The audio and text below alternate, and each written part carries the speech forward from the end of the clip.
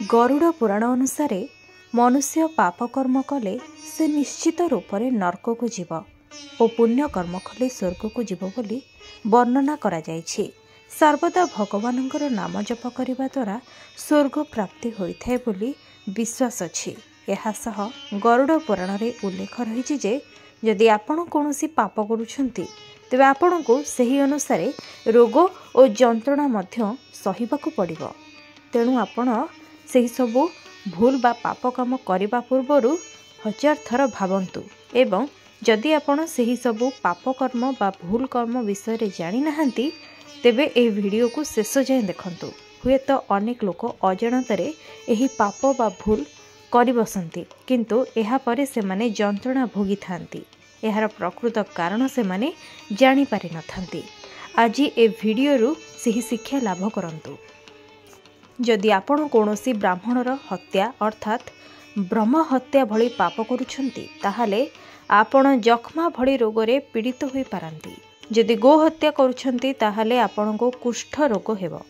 जदि कौनसी व्यक्ति निज पुत्र को मारिछंती किंबा पुत्रर बापा को मारिछंती ताहाले एभली पाप करिबा जोगु तांको शरीरर सबु अंग क्षतिग्रस्त होई पारे। जदि कौनसी व्यक्ति निज गुरुंकर पत्नी को हरण करुछंती ताहाले से पर जन्मरे नपुंसक होई जन्म नेबे।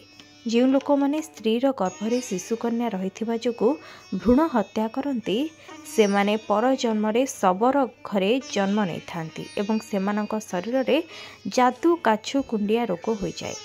जो स्त्री निजे और निज स्वामी को सुस्वादु भोजन कराउछंती किंतु निज सासु ससुर को ठीक रे खाइबा को देउनाहांती सही महिला माने परजन्म रे गलगंड रोगर शिकार होइथांती।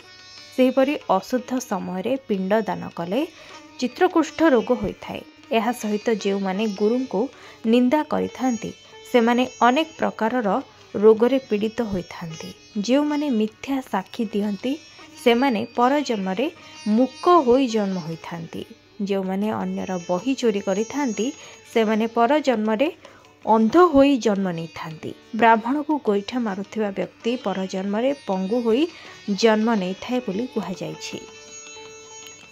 जे ठाकुरंकर टंका पैसा खाई थाए किंबा ठाकुरंकर जिनिस चोरी करे से तार परवर्ती जन्म रे छोट कीट पतंग रूप में जन्म नहीं थाए बोली कहा जायछि। जे पुरुष निज स्त्री थाए मध्य पर नारी सह मिसी थाए तांकु चक्षु रोग होइथाए।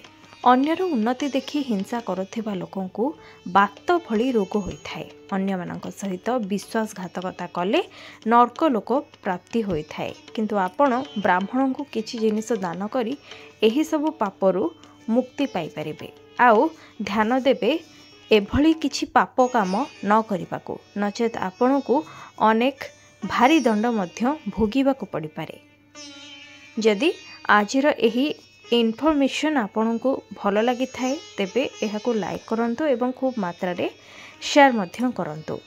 वीडियोटी आपन को किभली लागिला आ जदि एभली वीडियो आपन देखिबा को चाहुछंती ताहले मते कमेंट रे निहाती जणाइबे।